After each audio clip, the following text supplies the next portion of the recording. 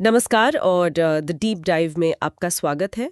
आज हम भारतीय इतिहास के एक ऐसे शासक की कहानी की गहरी पड़ताल करेंगे जिनका नाम वीरता का पर्याय तो है, पर जिनकी कहानी इतिहास और किंवदंतियों के धुंधलकी में लिपटी हुई है।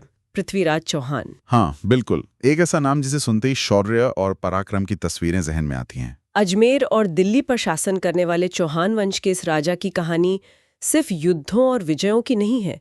ये इस बात की भी है कि कैसे समय के साथ एक ऐतिहासिक शख्सियत एक किंवदंती बन जाती है। सही कहा। तो आज कोशिश यही रहेगी कि तथ्यों और जो सुनी सुनाई बातें हैं उनको थोड़ा अलग करके देखें। हाँ, तो चलिए पृथ्वीराज चौहान के जीवन और उनके दौर को समझने की कोशिश करते हैं। शुरुआत करते हैं उनके बचपन से। उनका जन्म गुजरात में हुआ था, है ना? लगभग 1166 ईस्वी के आसपास। हाँ हाँ बिल्कुल। पिता चौहान राजा सोमेश्वर और माँ थी कर्पूर देवी, कलचूरी राजवंश की राजकुमारी। और कहते हैं कि बचपन से ही काफी प्रतिभाशाली थे। प्रतिभाशाली? जैसे कि जैसे कई भाषाएं जानते थे, शास्त्र पढ़े थे, और हाँ, तीरंदाजी में तो कमाल की महारत थी। ये सारे गुण बाद में उनके शासन में बहुत काम आए। और फिर गद्दी पर बैठना, वो भी बहुत कम उम्र में हुआ है ना? हाँ, करीब 11 साल की उम्र में ही, 1177 ईस्वी में, जब उनके पिता सोमेश्वर की मृत्यु हुई। जाहिर है इतनी कम उम्र में तो शुरुआत में उनकी माँ ने ही संभाला सब, संरक्षिका के तौर पर। अच्छा, और उनके एक मुख्यमंत्री का भी जिक्र आता है, कदम्बवास। उनका क्या रोल था? हाँ, कदम्बवास या कैमास भी कहते हैं।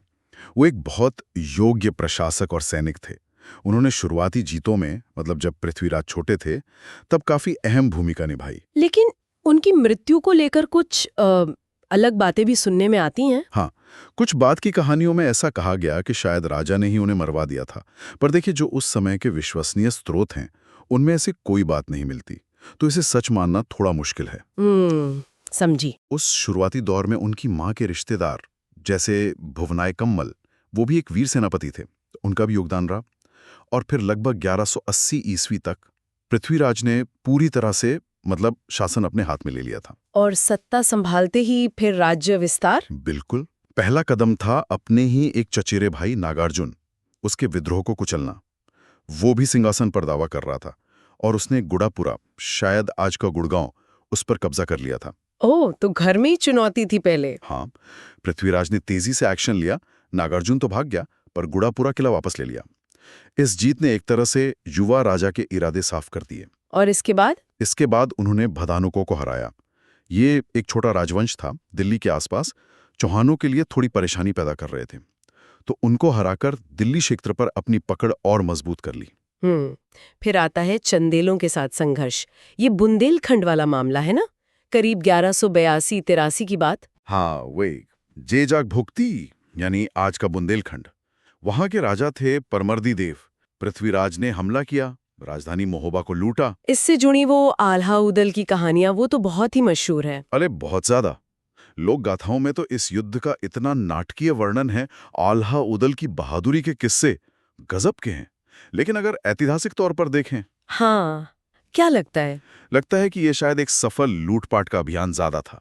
स्थायी कब्जे जैसा कुछ नहीं, क्योंकि परमर्दी देव इसके बाद भी शासन करते रहे। अच्छा। हाँ, पर इसका एक नतीजा ये जरूर हुआ कि चंदेल और कन्नौज के जो गहड़वाल शासक थे वो करीब आ गए, जो आगे चलकर पृथ्वीराज के लिए अच्छा नहीं रहा। दुश्मनी बढ़ गई मतलब? हाँ, एक तरह से। अच्छा, और गुजरात के चालुक्यों के साथ भी तो कुछ टकराव था, राजा भीम द्वितीय। हाँ, हुआ था। गुजरात के चालुक्य सोलंकी राजा भीम द्वितीय के साथ भी संघर्ष हुआ, लेकिन बाद में दोनों राज्यों में समझौता हो गया, शांति संधि हो गई। इसकी वजह भी कुछ प्रेम कहानी बताई जाती है, आबू की राजकुमारी वाली। हाँ, कुछ कहानियों में ऐसा कहते हैं कि आबू की कोई राजकुमारी थी, इच्छिनी, उनसे विवाह को लेकर दोनों में होड़ थी।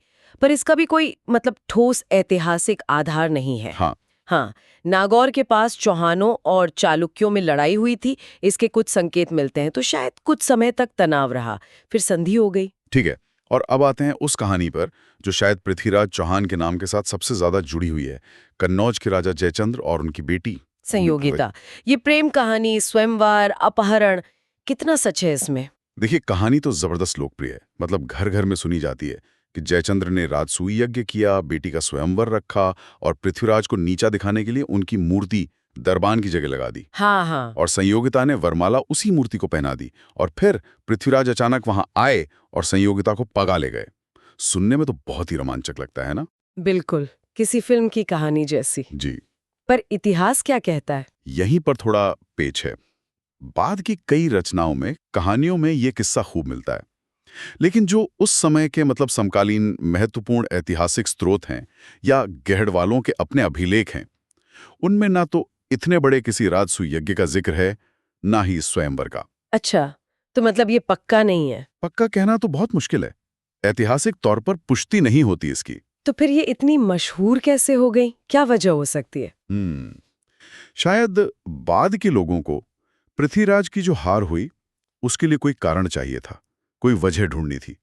तो ये कहानी एक तरह से फिट बैठ गई कि देखो, वो संयोगिता के प्रेम में इतने डूबे थे कि राजपाट से ध्यान ही हट गया। ओ, मतलब हार को समझाने के लिए ये कहानी बनी या लोकप्रिय हुई? ऐसा लगता है। कहानी ऐतिहासिक हो या ना हो, पर पृथ्वीराज की जो छवि बनी है लोगों के मन में, उसका ये एक बहुत अहम हिस्सा जरूर बन गई है। तो ये तो हुई पड़ोसी राज्यों से रिश्तों की बात। अब उस टकराव पर आते हैं जिसने शायद उत्तर भारत का पूरा इतिहास ही बदल दिया, मोहम्मद गोरी के साथ युद्ध। हाँ, बिल्कुल। वो निर्णायक मोड़ था। 12वीं सदी के अंत तक पश्चिम में, मतलब आज के अफगानिस्तान में, गजना से जो गोरी राजवंश उठा, वो बहुत ताकतवर हो चुका था और उनकी सीमाएं चौहान राज्य से अलग ही थे। हाँ, मोहम्मद गोरी, उसने पहले भी हमले किए थे भारत पर। हाँ, किए थे। 1175 में मुल्तान पर कब्जा किया था। 1178 में गुजरात पर हमला किया था। हालांकि वहां उसे गुजरात के चालुक्यों ने हरा दिया था। अच्छा, तो पृथ्वीराज और गोरी के बीच कुल कितनी लड़ाइयां हुई? इस पर भी तो बहुत अलग-अलग बातें हैं। कोई कहता है 2, कोई कहता है 7, कोई 21-22 बार हराया पृथ्वीराज ने। हाँ, ये संख्याओं का खेल बड़ा दिलचस्प है।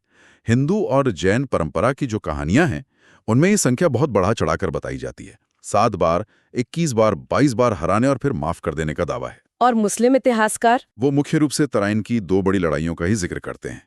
देखिए, हो सकता है कि तराइन के जो बड़े युद्ध हुए, उनसे पहले सीमा पर गौरी सेनापतियों के साथ छोटी-मोटी झड़पें होती रही हों। हाँ, ये हो सकता है। और उनमें पृथ्वीराज को सफलता मिली हो और बाद में फिर उन्हीं छोटी जीतों को बड़ी लड़ाइयों के तौर पर गिन लिया गया हो। ये एक संभावना है। और फिर आया वो साल 1191, तराइन का पहला युद्ध। सही। घोरी ने चौहान इलाके में घुसपैठ की और तबरहिंदा, जो शायद आज के बठिंडा के पास था, उसके लिए पर कब्जा कर लिया। तो पृथ्वीराज ने क्या किया? पृथ्वीराज अपनी पूरी सेना लेकर आगे बढ़े। उनके साथ दिल्ली के शासक गोविंदराज जैसे कई सामंत, मतलब उनके अधीन जो राजा थे, वो भी थे। और तराइन के मैदान में जबरदस्त लड़ाई हुई। और नतीजा? नतीजा पृथ्वीराज के पक्ष में। राजपूत सेना ने इतना जोरदार हमला किया कि गौरी की सेना टिक नहीं पाई। खुद मोहम्मद गौरी बुरी तरह घायल हो गया और उसे मैदान छोड़कर भागना पड़ा। ये पृथ्वीराज की एक बहुत बड़ी और शानदार जीत थी। लेकिन एक बात कही जाती है कि पृथ्वीराज ने भागती हुई गोरी सेना का पीछा नहीं किया। इस पर अक्सर सवाल उठते हैं। क्या ये एक भूल थी? हाँ, ये एक बहुत बड़ा बहस का मुद्दा है। कुछ लोग इसे राजपूतों की युद्ध नीति का हिस्सा मानते हैं कि भागते हुए दुश्मन पर वॉर नहीं करना। कुछ इसे उदारता कहते हैं। और कुछ मानते हैं कि ये दूरदर्शिता की कमी थी, कि गौरी के खतरे को ठीक से आंका नहीं गया। वजह जो भी हो, नतीजा ये हुआ कि गौरी बच निकला और सिर्फ 1 साल बाद बदला लेने लौट आया। तराइन का दूसरा युद्ध 1192। इस बार क्या हुआ? लगता है इस बार पृथ्वीराज उतने तैयार नहीं थे, या शायद थोड़े बेफिक्र हो गए थे पहली जीत के बाद। ऐसा लगता है। कुछ विवरण तो यही कहते हैं कि पहली जीत के बाद वो जश्न और आराम में ज्यादा व्यस्त हो गए। और जो पड़ोसी राजपूत राजा थे, उनसे पहले ही लड़ाइयां हो चुकी थी, तो शायद वैसा समर्थन भी नहीं मिला इस बार जैसा मिल सकता था। और दूसरी तरफ गौरी पूरी तैयारी से आया था। पिछली हार से सबक लेकर वो एक बहुत बड़ी सेना लाया था और इस बार उसकी सेना ज्यादा संगठित थी। उसमें बड़ी संख्या में तुर्क, अफगान, ताजिक, कुशल घुड़सवार तीरंदाज थे। अच्छा, सेना का ढांचा अलग था। बिल्कुल। पृथ्वीराज ने भी बड़ी सेना इकट्ठी की। कहते हैं शायद गोरी से भी ज्यादा सैनिक थे। लेकिन इस बार गोरी की रणनीति बिल्कुल अलग थी। क्या रणनीति थी? बताया जाता है कि उसने लड़ाई से पहले चालाकी दिखाई, शायद संधि करने का नाटक किया, जिससे राजपूत सेना थोड़ी लापरवाह हो गई। फिर उसने सुबह होने से ठीक पहले भोर में, जब राजपूत सैनिक पूरी तरह तैयार नहीं थे, अचानक हमला बोल दिया। ओह, और उसके जो घुड़सवार तीरंदाज थे, उनकी टुकड़ियों ने लगातार हमले किए। वो हमला करते और फिर पीछे हट जाते। राजपूत सेना उनका पीछा करती और इस चक्कर में बिखर गई, थक गई। ये तो सोची समझी चाल थी। हाँ, और जब राजपूत सैनिक इस तरह थक गए, तब गौरी ने अपनी जो ताजी रिजर्व सेना थी, उसके साथ एक जोरदार निर्णायक हमला किया। और इस बार नतीजा बिल्कुल उलट गया। हाँ, बिल्कुल। ये गौरी के लिए एक निर्णायक जीत थी। राजपूत सेना को बहुत भारी नुकसान हुआ। दिल्ली के गोविंदराज जैसे कई बड़े योद्धा मारे गए। पृथ्वीराज ने घोड़े पर भागने की कोशिश की, लेकिन सरस्वती किले के पास, जो शायद आज का सिरसा है, वहां उन्हें पकड़ लिया गया। और फिर अजमेर का क्या हुआ? गौरी ने अजमेर पर कब्जा कर लिया। वहां काफी लूटमार हुई, मंदिरों को भी नुकसान पहुंचाया गया। पृथ्वीराज चौहान की मृत्यु, इसके बारे में भी तो बहुत सारी अलग अलग बातें हैं। क्या उन्हें पकड़ने के फौरन बाद मार दिया गया? देखिए, इस पर भी स्थिति बिल्कुल साफ नहीं है। कई मत हैं। एक प्रमुख मत ये है कि उन्हें पकड़कर अजमेर ले जाया गया। शायद गौरी का इरादा उन्हें अपने अधीन शासक बनाकर राज करवाने का था। ऐसा क्यों लगता है? क्योंकि कुछ ऐसे सिक्के मिले हैं जिन पर एक तरफ पृथ्वीराज का नाम है और दूसरी तरफ मोहम्मद बिन साम यानी गौरी का। ये शायद इसी तरफ इशारा करते हैं। लेकिन फिर कहा जाता है कि पृथ्वीराज ने या तो गौरी के खिलाफ विद्रोह किया या कोई साजिश रची, जिसके बाद उन्हें मार दिया गया। ये साजिश क्या थी? इस पर भी अलग अलग कहानियां हैं। किसी में कहा गया कि उन्होंने गौरी को मारने की कोशिश की। किसी में है कि अजमेर में कुछ ऐसे चित्र देख लिए जिनसे गौरी नाराज हो गया। मारने के तरीके भी अलग अलग बताए गए। किसी ने कहा कुल्हाड़ी से मारा, किसी ने कहा गड्ढे में डालकर पत्थर मारे। अच्छा, तो कई तरह के विवरण हैं। हाँ, कुछ दूसरे विवरण कहते हैं कि नहीं, उन्हें पकड़ने के फौरन बाद ही मार दिया गया था। और सिर्फ एक आध स्रोत ही हैं जो ये कहता है कि वो युद्ध के मैदान में ही मारे गए थे। और वो कहानी जो सबसे ज्यादा मशहूर है कि उन्हें गजनी ले गए, अंधा कर दिया और फिर उन्होंने शब्द भेदी बाण से गौरी को मार दिया। वो कहानी, देखिए, वो पूरी तरह से बाद की लोक कथाओं की उपज है। खासकर जो पृथ्वीराज रासो जैसी रचनाएं हैं, उनमें ये मिलती है। इसका कोई भी ऐतिहासिक आधार नहीं है। बिल्कुल नहीं। से समय के साथ ऐतिहासिक घटनाओं में मनगढ़ंत बातें जुड़ जाती हैं। तो पृथ्वीराज के बाद चौहान साम्राज्य का क्या हुआ? क्या वो खत्म हो गया? पूरी तरह से नहीं, पर अजमेर पर शासन खत्म हो गया। गौरी ने पहले तो पृथ्वीराज के बेटे गोविंदराज, उन्हें अजमेर का शासक बनाया अपने अधीन। लेकिन जल्द ही पृथ्वीराज के भाई हरिराज, उन्होंने गोविंदराज को हटा दिया और खुद कब्जा कर लिया। ओह, फिर क्या हुआ? गोविंदराज रणथंभौर चले गए और वहां उन्होंने चौहान वंश की एक नई शाखा शुरू की, जो बाद में काफी शक्तिशाली हुई। इधर अजमेर में हरिराज ने कुछ समय तक गोरियों का सामना किया, लेकिन आखिरकार वो गोरी के सेनापति कुतुबुद्दीन ऐबक, उससे हार गए और कहा जाता है कि उन्होंने आत्महत्या कर ली। इसके साथ ही अजमेर पर चौहानों का सीधा शासन खत्म हो गया। दिल्ली में जो पुराना किला है उसे किला राय पिथौरा कहते हैं।